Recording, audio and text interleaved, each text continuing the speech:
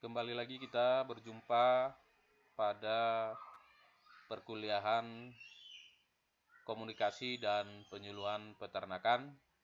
Pada kesempatan ini, di pertemuan kita yang ketiga ini, saya akan menjelaskan kepada saudara ya terkait dengan materi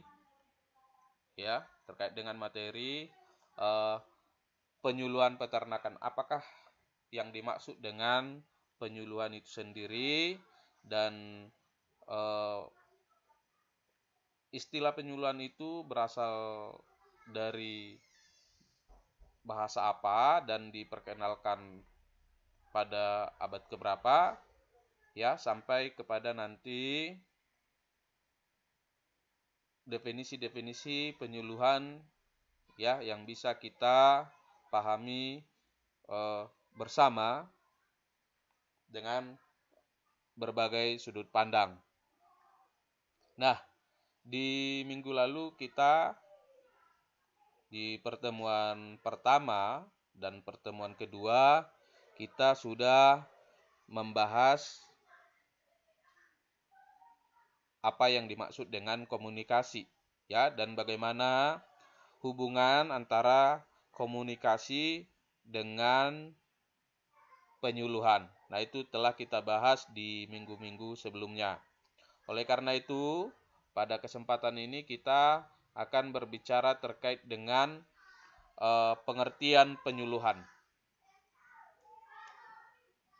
Nah, sebelum kita memahami lebih dalam terkait dengan penyuluhan peternakan, tentunya kita harus memahami dulu ya bagaimana peran dari penyuluhan dalam hubungannya dengan pembangunan.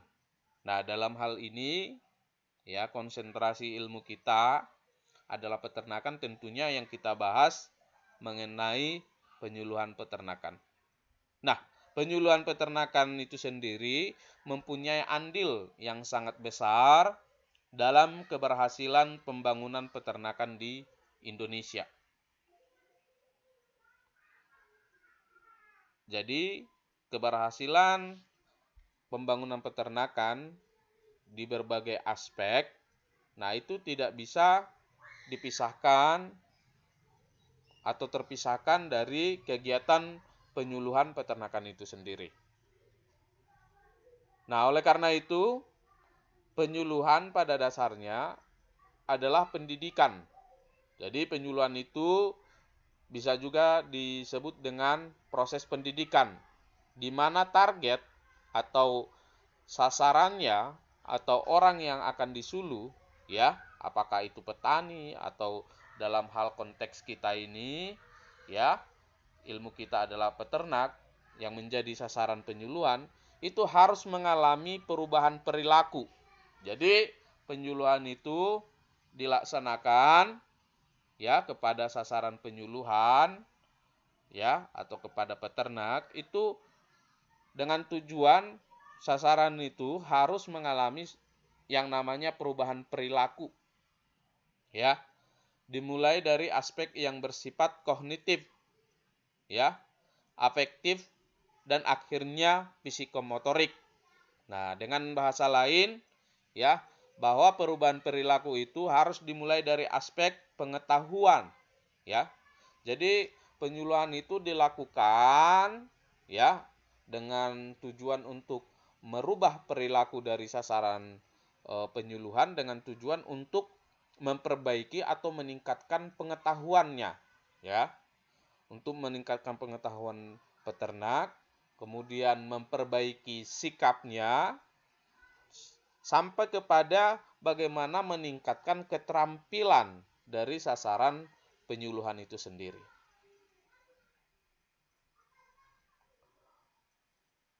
Oleh karena itu,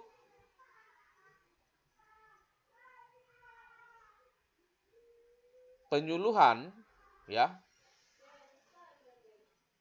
atau penyuluh diinginkan kemampuannya ya, atau penyuluh itu diharapkan kemampuan atau kompetensinya ya untuk mendorong petani atau peternak ya belajar sekaligus melakukan perubahan perilaku ya tanpa mengabaikan falsafah, etika dan prinsip penyuluhan itu. Jadi suatu kegiatan penyuluhan itu ya bisa terlaksana dengan baik bila mana penyuluh itu memiliki kemampuan ya untuk mendorong ya peternak atau petani ya bagaimana mereka itu terdorong untuk belajar, sehingga dengan proses belajar ini mereka mengalami yang namanya perubahan perilaku ya dengan tanpa mengabaikan falsafah, etika dan prinsip penyuluhan. Jadi pada hakikatnya ya kegiatan penyuluhan itu haruslah dilakukan oleh seorang penyuluh yang profesional ya, seorang penyuluh yang memiliki kompetensi sehingga dia bisa mendorong ya orang yang disuluhnya agar mau belajar, sehingga orang yang disuluh tersebut mengalami yang namanya suatu perubahan perilaku ya. Nah, oleh karena itu perlu ya meningkatkan kompetensi atau kemampuan dari seorang penyuluh sehingga hasil atau manfaat dari suatu kegiatan penyuluhan itu bisa dirasakan ya lebih banyak atau manfaatnya lebih besar atau mampu mencapai tujuan dari suatu kegiatan penyuluhan. Nanti di pertemuan-pertemuan selanjutnya kita akan membahas ada itu namanya falsafah penyuluhan, kemudian ada etika dan ada prinsip-prinsip penyuluhan. Nanti itu akan kita bahas di pertemuan-pertemuan selanjutnya. Nah, oleh karena itu penyuluhan itu menjadi penting. Tanpa suatu kegiatan penyuluhan itu rasanya pembangunan itu sulit dicapai. Ya, bagaimana keberhasilan pembangunan itu tercapai, nah itu tidak bisa dipisahkan dari kegiatan penyuluhan. Oleh karena itu penyuluhan ini menjadi semakin diminati atau semakin dicintai oleh orang-orang ya yang dalam melakukan kegiatannya untuk mencapai tujuan dari pembangunan, nah mereka melakukan kegiatan penyuluhan. Oleh karena itu, istilah penyuluhan atau terminologi penyuluhan ya, yang mana dalam bahasa Inggris ya disebut dengan extension. Nah, itu pertama kali ya, terminologi penyuluhan itu pertama kali dikenal pada pertengahan abad ke-19 oleh Universitas Oxford ya dan Cambridge pada sekitar tahun 1850. Jadi istilah penyuluhan atau extension itu pertama kali dikenal pada pertengahan abad ke-19. Jadi sebelum abad ke-19, nah istilah penyuluhan atau extension itu ya belum dikenal oleh orang. Tapi memasuki abad ke-19 ya terminologi penyuluhan ini atau dalam bahasa Inggrisnya tadi disebut extension itu pertama kali dikenal ya di Universitas Oxford dan Cambridge. Nah, Pandemban sendiri ya pada tahun 1985 mencatat beberapa istilah ya, istilah dari penyuluhan. Jadi di berbagai negara istilah penyuluhan ini sudah ada ya setelah abad 19 itu ya. Maka Pandemban sendiri itu dia mencatat beberapa istilah penyuluhan yang digunakan di berbagai negara, ya. Seperti di Belanda, ya. Di Belanda istilah penyuluhan itu disebut dengan prolecting, ya. Nah, prolecting ini bisa diartikan, ya, sebagai obor yang berfungsi untuk menerangi. Jadi di Belanda sendiri istilah penyuluhan itu disebut dengan prolecting. Sedangkan di Jerman, ya, di Jerman itu istilah penyuluhan itu lebih dikenal sebagai advisory work, ya. Jadi di Jerman itu dikenal istilah penyuluhan itu sebagai advisory work, ya. Nah, berbeda lagi dengan di negara Prancis. Nah, di negara Prancis sendiri istilah penyuluhan itu disebut sebagai vulgarization, ya. Vulgarization. Dan terakhir di Spanyol, istilah penyuluhan itu dikenal dengan istilah capacitation, ya. Capacitation. Nah, inilah istilah-istilah penyuluhan di berbagai negara, ya. Awal-awal istilah penyuluhan itu diperkenalkan. Dan di Indonesia sendiri, ya, kita menggunakan istilah, ya, terjemahan dari extension, ya, atau prolecting tadi sebagai istilah penyuluhan, ya. Jadi di Indonesia, ya, istilah penyuluhan itu merupakan terjemahan dari prolecting, ya, di mana tadi prolecting itu yang berarti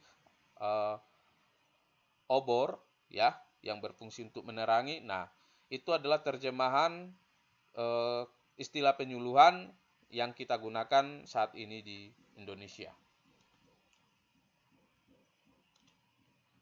Nah, diskusi tentang penggunaan istilah penyuluhan itu sendiri di Indonesia, ya, akhir-akhir ini semakin marak, ya, semakin semarak. Nah, kita bisa melihat, ya, bagaimana kegiatan penyuluhan, ya, di Indonesia juga sudah tidak hanya sebatas di kegiatan pertanian, peternakan, perikanan, tetapi juga sudah sampai kepada bidang-bidang yang lain, ya, seperti kesehatan dan bidang-bidang yang lain. Nah,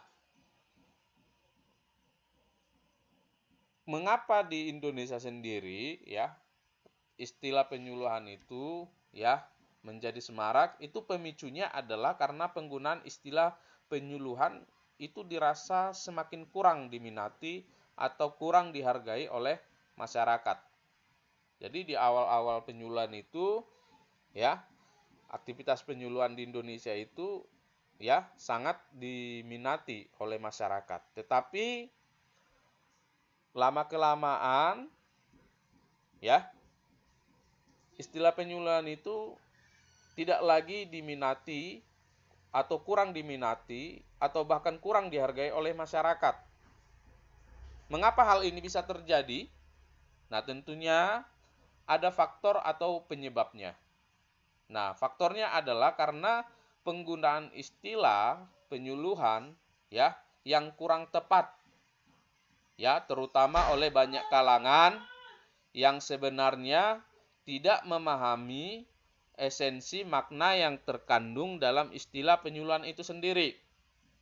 Nah, di lain pihak, seiring dengan perbaikan pendidikan masyarakat dan kemajuan teknologi informasi, nah, peran penyuluhan semakin menurun dibanding sebelum dasawarsa 80-an. Jadi dua faktor inilah yang menyebabkan sehingga istilah penyuluhan atau kegiatan penyuluhan itu kurang diminati oleh masyarakat. Yang pertama tadi bahwa ada penggunaan istilah penyuluhan yang kurang tepat, ya. Nah, sehingga banyak kalangan atau masyarakat, ya, tidak memahami esensi makna yang terkandung dalam penyuluhan itu sendiri. Sedangkan penyebab yang kedua yaitu seiring dengan kemajuan teknologi informasi ya dan meningkatnya pendidikan masyarakat, nah peran penyuluhan ini dirasa semakin menurun ya atau masyarakat dengan pendidikan yang mereka miliki ya pengetahuannya semakin meningkat atau dengan kemajuan teknologi informasi sehingga masyarakat bisa dengan bebas mengakses informasi sendiri atau mencari informasi yang dibutuhkan. Nah, ini kan mempengaruhi peran penyuluhan itu sendiri.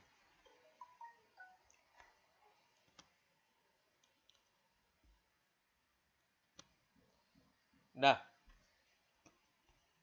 pada awal 1996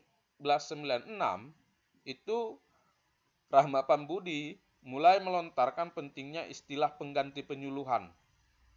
Ya, apakah tadi karena pengaruh bahwa istilah penyuluhan itu ya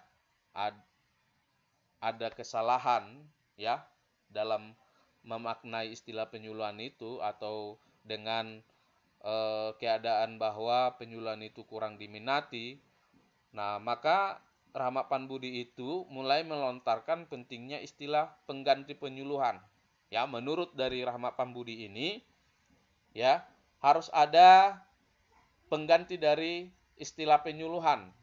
Ya, sehingga bisa menarik minat ya atau mendorong partisipasi dari masyarakat untuk terlibat kembali dalam kegiatan-kegiatan penyuluhan.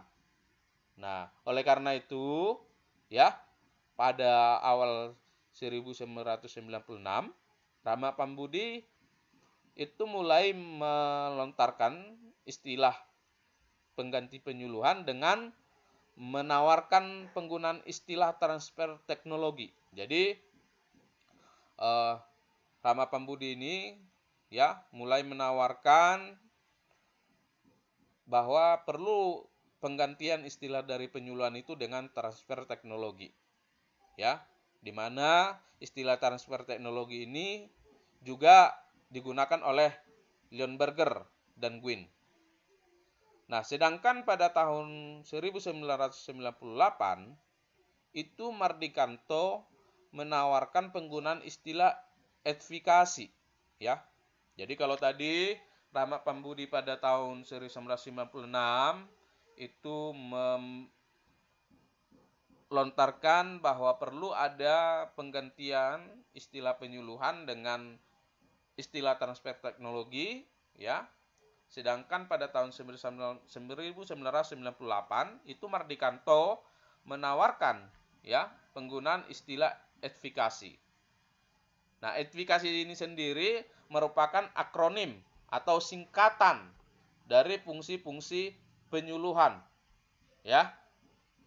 Yang mana advokasi itu singkatan dari edukasi, ya, edukasi, kemudian diseminasi inovasi, kemudian fasilitasi, konsultasi, supervisi, pemantauan dan evaluasi. Nah, ini adalah penawaran istilah pengganti dari penyuluhan ya oleh Mardikanto yang disebut dengan istilah advokasi. Nah, terkait dengan hal-hal tersebut ya bahwa banyak istilah, banyak pengertian dari penyuluhan ya dalam perjalanannya kegiatan penyuluhan itu ya menjadi bisa diartikan dengan berbagai pemahaman.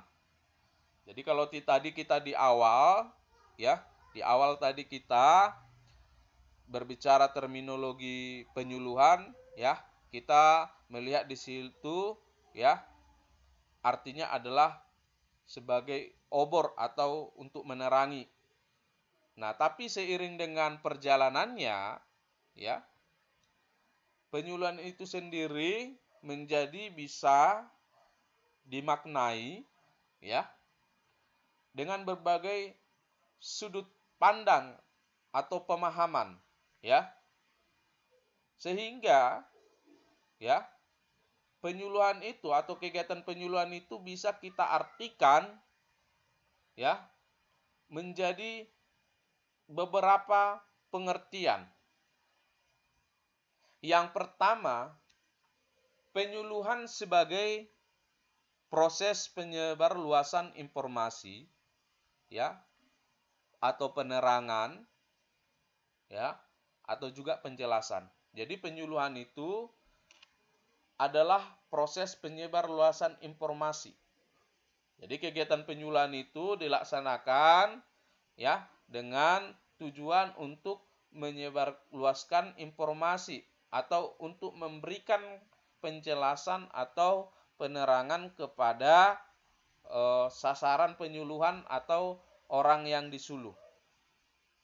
Nah, itu maksud dari pengertian penyuluhan sebagai proses penyebarluasan informasi atau penerangan atau penjelasan.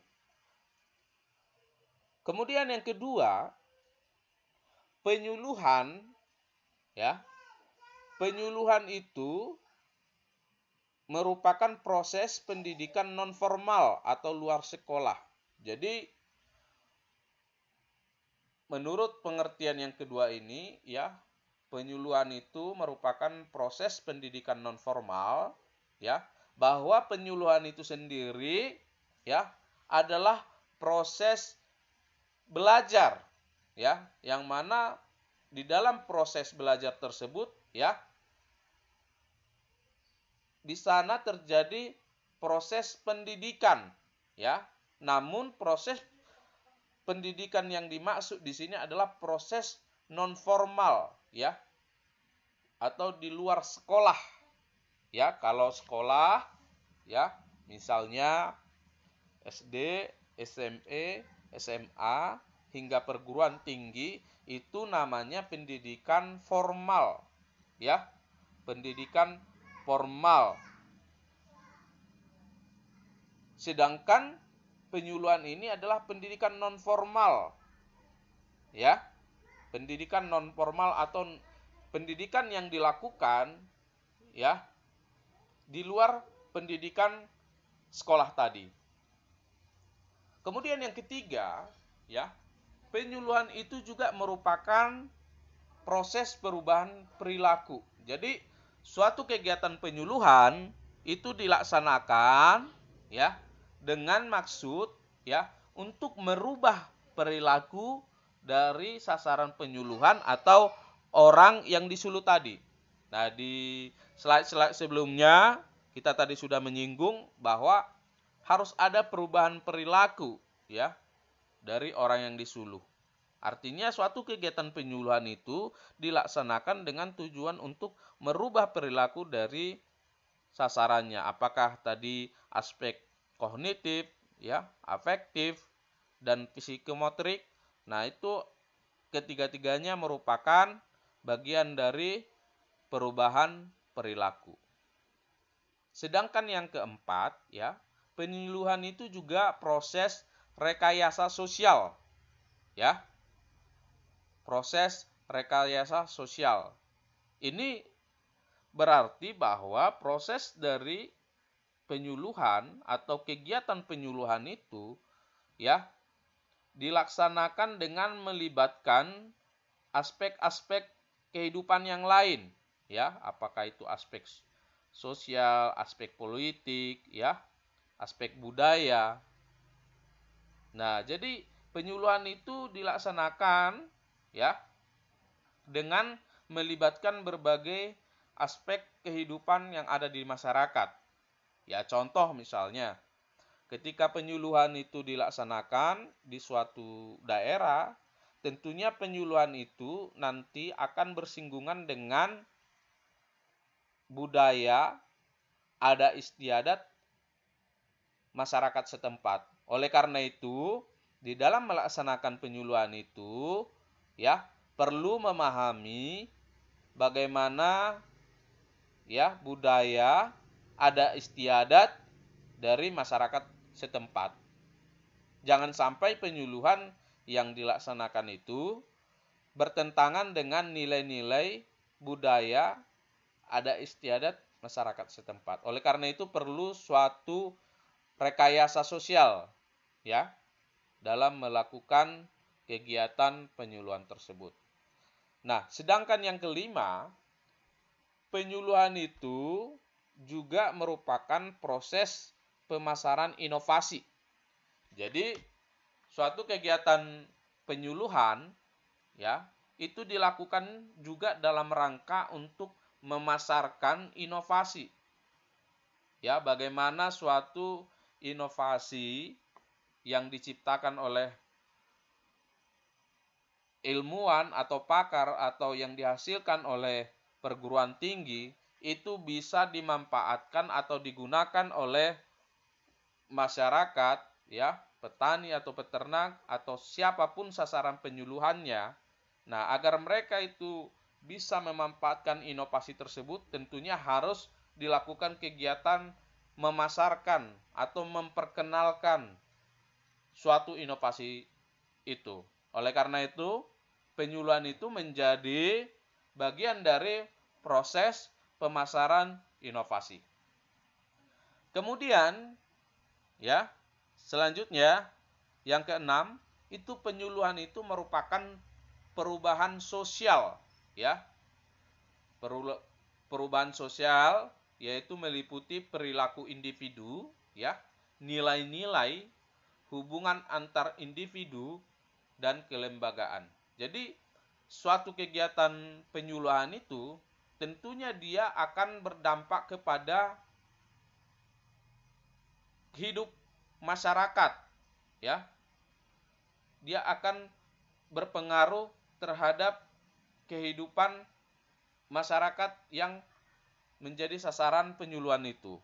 Oleh karena itu, ketika suatu penyuluhan itu dilaksanakan, tentunya nanti akan berimplikasi ya atau berdampak terhadap perubahan sosial ya yang dimulai dari perilaku individu-individu yang menjadi sasaran penyuluhan itu sampai kepada perilaku masyarakat luas ya, meliputi perubahan nilai-nilai ya, bisa saja dengan suatu kegiatan penyuluhan, nah itu mempengaruhi ya atau merubah nilai-nilai yang ada di dalam masyarakat setempat.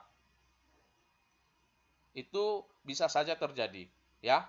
Atau misalnya penyuluhan itu juga bisa mempengaruhi hubungan atau interaksi antar individu, ya. Jadi sebelum ada kegiatan penyuluhan setelah ada kegiatan penyuluhan, nah itu bisa kita lihat ya bagaimana pengaruh atau perubahannya dalam hubungan antar individu atau hubungan antar masyarakat. Bahkan juga penyuluhan itu bisa merubah kelembagaan yang sudah ada di tengah-tengah masyarakat itu sebelumnya. Nah, inilah dinamakan penyuluhan sebagai perubahan sosial.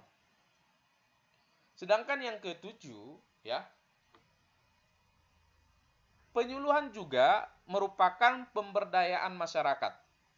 Jadi, suatu kegiatan penyuluhan itu juga bertujuan bagaimana memperdayakan masyarakat, ya. Bagaimana memberdayakan masyarakat. Artinya memberdayakan masyarakat adalah bagaimana agar masyarakat itu mampu, ya. Yang dulunya mereka itu tidak tahu, ya. Yang dulunya mereka tidak mau, tidak tahu dan tidak mampu, dengan adanya kegiatan penyuluhan, setelah kegiatan penyuluhan itu masyarakatnya menjadi mau, ya, dan mampu.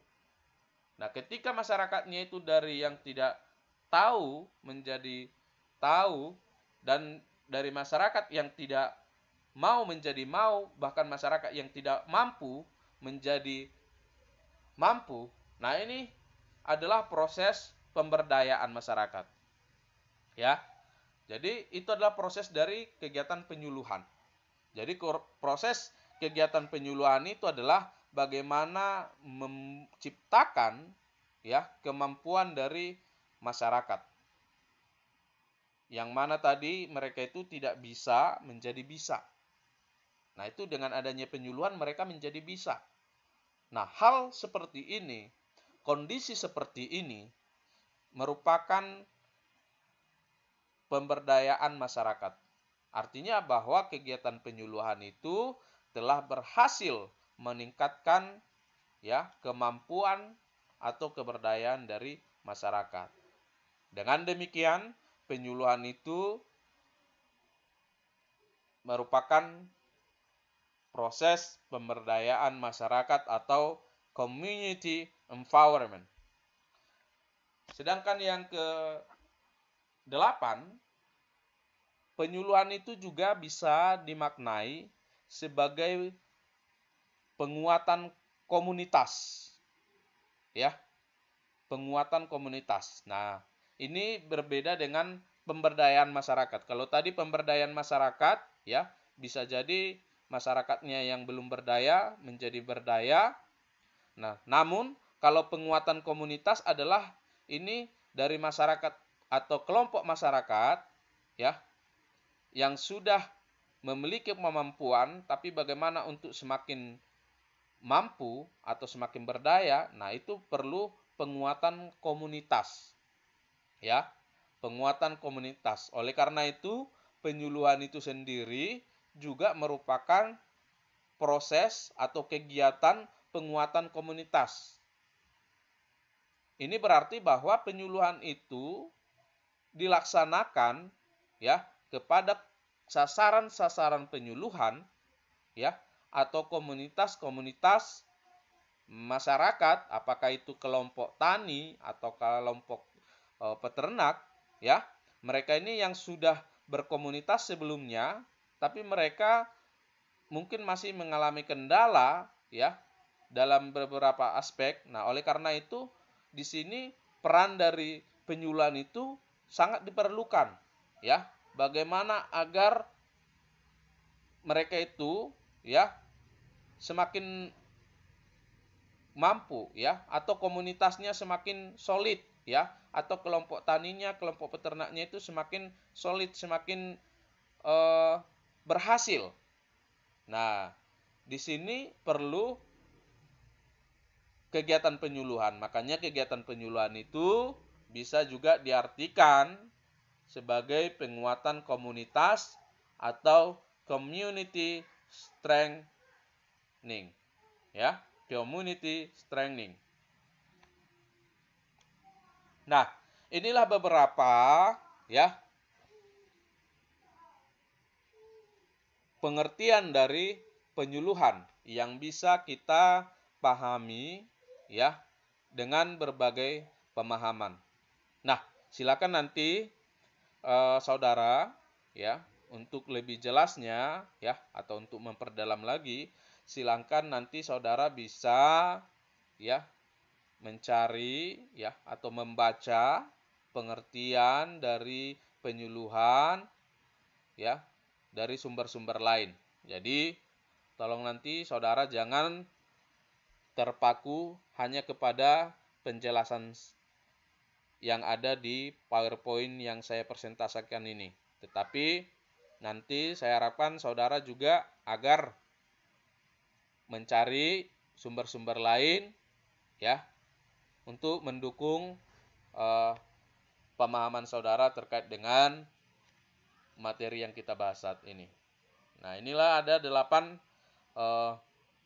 pengertian penyuluhan. Nah, sedangkan yang terakhir, apa tujuan dari penyuluhan itu? Secara tidak langsung memang tadi di pengertian-pengertian itu saya sudah menyebutkan ada tujuan-tujuan dari kegiatan penyuluhan ya, mulai dari bagaimana untuk penyuluhan itu dilakukan untuk menjelaskan, kemudian untuk merubah perilaku sampai kepada menguatkan komunitas. Itu memang tujuan dari penyuluhan ya, sesuai dengan pengertian-pengertian kita bahas tadi. Tetapi ya, pada hakikatnya tujuan penyuluhan itu bisa kita bagi menjadi dua, ya. Tujuan penyuluhan itu bisa kita bagi menjadi dua. Yang mana yang pertama itu adalah tujuan jangka pendek, ya. Jadi apa tujuan dari penyuluhan itu? Bisa kita lihat dari dua sisi, ya, yaitu jangka pendek dan jangka panjang. Nah, untuk jangka pendek sendiri, ya, tujuan dari penyuluhan itu sendiri adalah menumbuhkan perubahan yang lebih baik, ya, pada diri petani atau peternak dalam mengelola usaha taninya. Jadi, suatu kegiatan penyuluhan itu dilaksanakan dengan tujuan bagaimana perubahan perilaku itu, ya, terjadi dalam diri petani atau peternak dalam mengelola usahanya, ya, 1 sampai 3 tahun, ya. Artinya mereka itu, ya, yang dulunya misalnya, ya, mereka dalam mengelola usahanya mereka belum, ya, memahami, ya, atau belum terampil, ya, dalam mengelola usahanya sesuai dengan keterampilan teknis yang harus dimiliki misalnya. Tetapi dengan kegiatan penyuluhan yang dilakukan, ternyata mereka dalam kurun 1 sampai 3 tahun mereka menjadi terampil, ya. Artinya mereka dalam mengelola usaha taninya, ya, atau dalam mengelola usaha peternakannya, mereka itu, ya, memiliki keterampilan teknis atau mereka dikatakan telah profesional, ya, mengelola usahanya. Nah, ini merupakan tujuan jangka pendek, ya, yang mana hasilnya bisa kita lihat dalam kurun waktu 1 sampai 3 tahun. Ya, terjadi perubahan pengetahuan, terjadi perubahan kecakapan, ya, keterampilan, kemudian juga terjadi pembaharuan sikap dalam berusaha dan motif atau dorongan dari petani atau peternak itu. Kenapa mereka, ya, berusaha tani singkong? Kenapa mereka berusaha tani jagung misalnya? Atau mengapa mereka beternak sapi? Kenapa mereka itu beternak ayam? Nah, itu tentu ada motif atau alasan, ya, yang mereka buat, ya, atau yang ada di dalam dirinya sehingga mereka, ya, mengelola usahanya secara baik dan tentunya mereka itu memiliki tujuan, ya, dan apa yang harus dicapai. Nah, ini adalah tujuan jangka pendek dari suatu kegiatan penyuluhan. Sedangkan tujuan jangka panjangnya, ya, tujuan jangka panjangnya itu meningkatkan taraf hidup masyarakat agar dapat hidup sejahtera. Jadi periode lebih dari 5 tahun. Kalau tadi tujuan jangka pendeknya, ya, berorientasi kepada perubahan pengetahuan, sikap dan keterampilan. Nah, kalau tujuan jangka panjang ini tidak berbicara kepada perubahan sikap, ya, pengetahuan dan keterampilan itu lagi, tetapi telah berorientasi kepada masa depan, ya, bahwa suatu kegiatan penyuluhan itu dilaksanakan bagaimana meningkatkan taraf hidup, ya, sehingga masyarakat, ya, atau sasaran penyuluhan itu bisa menjadi hidup lebih sejahtera. Jadi manfaat yang dirasakan tidak jangka pendek lagi, tapi manfaat yang dirasakan atau didapatkan itu adalah di jangka panjang atau periode lebih dari 3 tahun. Bagaimana agar pendapatannya meningkat, bagaimana agar penghasilannya itu meningkat. Nah, itu adalah bagian dari tujuan jangka panjang dari suatu kegiatan penyuluhan. Nah, itu saja yang kita bahas, ya, materi yang kita bahas di pertemuan ketiga mata kuliah komunikasi dan penyuluhan peternakan. Bila mana nanti ada pertanyaan, ya, masukan atau hal-hal yang ingin ditanyakan terkait dengan materi kita di pertemuan ketiga ini silahkan dihubungi ya, atau silahkan diajukan pertanyaannya baik melalui WA Group ya, maupun melalui Google Classroom yang telah kita buat. Dan setelah ini nanti penjelasan saya ini, saudara saya minta ya untuk mengerjakan ya tugas maupun untuk keterangan absensi kehadiran dari perkuliahan ini. Nanti silakan saudara bisa melihatnya di Google Classroom. Demikian yang bisa saya sampaikan. Sebelum saya tutup, saya minta saudara aktif ya, baik itu melalui Google Classroom, WA Group, maupun membuka channel YouTube ini untuk bagaimana saudara bisa memahami materi-materi yang saya lakukan dalam kegiatan perkuliahan kita yang kita lakukan secara daring ini. Demikian saja yang saya sampaikan. Saya ucapkan terima kasih dan selamat belajar.